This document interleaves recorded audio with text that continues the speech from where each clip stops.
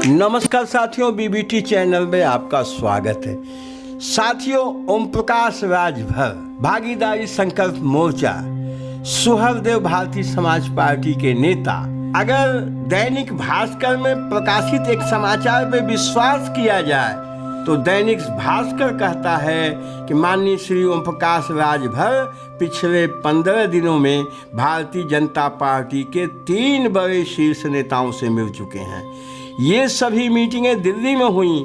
उनकी मुलाकात भारतीय जनता पार्टी के राष्ट्रीय अध्यक्ष जेपी नड्डा साहब से और देश के गृह मंत्री श्री अमित शाह से मुलाकात दिल्ली में हो चुकी है।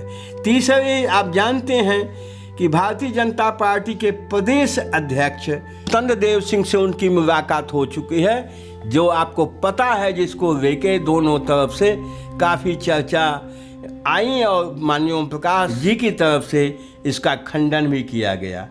इसके साथ साथ हम आपको बताना चाहते हैं साथियों कि भारतीय जनता पार्टी माननीय ओम प्रकाश राजभर जो मांग कर रहे हैं, आप इस पे विचार करें। उसमें प्रमुख मांग है ओबीसी का, अन्य पिछड़ी जातियों का सूची जातिगत आधार पे तैयार कराई जाए। अब आज एक मोदी कैबिनेट ने फैसला लिया है, संविधान संशोधक विधेयक उसने कैबिनेट में पास कर दिया, यानी कैबिनेट ने मंजूरी दे दी। और उसमें क्या है? उसमें यह है कि समस्त राज्यों को और केंद्र शासित प्रदेशों को यह अधिकार दिए गए हैं कि वो ओबीसी की, अन्य पिछड़ी जातियों की जातिवार सूची बना सकती है। तो यह प्रमुख मांग माननीय ओम प्रकाश राजभर जी की थी, जिसको मोदी कैबिनेट ने पास कर दिया।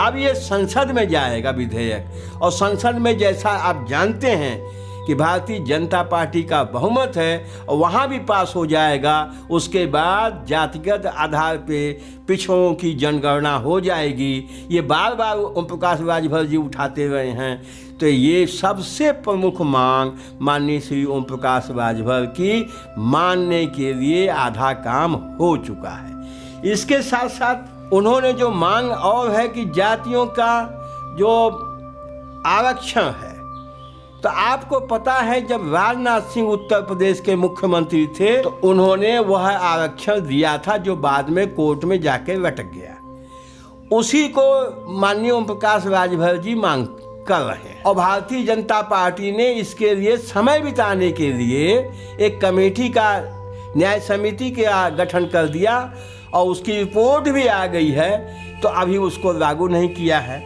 तो ये तो वही मांग है जो भारतीय जनता पार्टी ने पहले किया था, तो इसको भी मानने में बीजेपी को कोई परहेज या परेशानी नहीं होगी।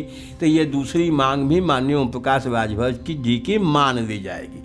तीसरा, और जो पॉलिटिकल बातें होती हैं वो उनके हाथ की चीज़ है, वह कभी भी संभव है। लेकिन इसके लिए हम ये कहना चाहते हैं कि भाजपा की मजबूरी है, ओम प्रकाश जरूरी है।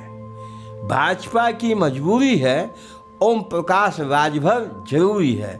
बिना ओम प्रकाश राजभर के भारतीय जनता पार्टी की डूबती हुई नैया नहीं बच सकती है। अब आप जानते हैं कि जो नाव डूब रही हो उसको कोई भी सहारा मिले, तिनका भी सहारा मिले, तो उतना काफ़ी होता है। माननीय श्री ओम प्रकाश राजभर तो ताकतवर खेमनहार हैं। भारतीय जनता पार्टी को अच्छी तरह पता है, उसके शीर्ष नेतृत्व को पता है। वो चाहते हैं कि किसी भी तरह से माननीय ओम प्रकाश राजभर जी का सहारा मिल जाए और 2022 की नैया पार हो जाए। इसके साथ साथ साथियों, बयानबाजी तो इस पे नहीं ज़्यादा गौर करना चाहिए, क्योंकि जैसी स्थिति रहती है, जैसे पत्रकार होते हैं, जैसे चैनल होते हैं, सैकड़ों चैनल हैं, तो वो लोग पूछते हैं, उस तरह से नेता जवाब आजकल दे देते हैं। लेकिन अंदर कुछ और होता है, अंदर खिचड़ी कुछ और पकती रहती है। अब इस भागीदारी संकल्प मोर्चे को देखें तो जो दल हैं वो उसमें सभी ऐसे दल हैं जो ओम प्रकाश राजभर जी से पूरी तरह सहमत नजर आते हैं। असदुद्दीन ओवैसी साहब, आपने कहीं भी संयुक्त रूप से माननीय श्री ओम प्रकाश राजभर या ओवैसी साहब की प्रेस कॉन्फ्रेंस एक साथ नहीं सुना होगा कि दोनों हम समझौता कर रहे हैं, या ओवैसी कभी भी नहीं बोले होंगे कि हम भागीदारी संकल्प मोर्चा के सदस्य हैं। मिलना जुलना होता रहता है, एक चलन में है, तो लोग एक दूसरे का सम्मान कर देते हैं। अब इसमें सबसे बड़ी जो बाधा है माननीय ओम प्रकाश राजभर के साथ, कि ओवैसी के साथ वोट कौन है। ओवैसी के साथ माइनॉरिटी का कुछ वोट हो सकता है, लेकिन वह वोट भागीदारी संकल्प मोर्चे को ट्रांसफ़र हो जाए तो कम से कम उत्तर प्रदेश में ऐसा संभव नहीं है। उत्तर प्रदेश के अंदर जो अब तक 25-30 साल 40 साल से आप देख रहे हैं कि बहुजन समाज पार्टी ताकत लगा के और 100 टिकट माइनॉरिटी को दे के तरस के रह गई, लेकिन उसको माइनॉरिटी का वोट नहीं मिला। दूसरी तरफ एक घटना आपको याद दिलाते हैं कि 89 में रामपुर पार्लियामेंट एक साथ चुनाव हो रहा था, विधानसभा पार्लियामेंट। तो उस पार्लियामेंट में समझौते में भारतीय जनता पार्टी का कैंडिडेट था और नीचे ये आजम खां थे रामपुर विधानसभा सीट से। दोनों ने एक दूसरे को वोट दिया। आजम के लोगों ने भाजपा वाले को वोट दिया और भाजपा के कैंडिडेट ने आजम खां को वोट दिया। ये हो सकता है, लेकिन इन पार्टियों को वोट ट्रांसफ़र हो जाए ऐसा बहुत मुश्किल काम है।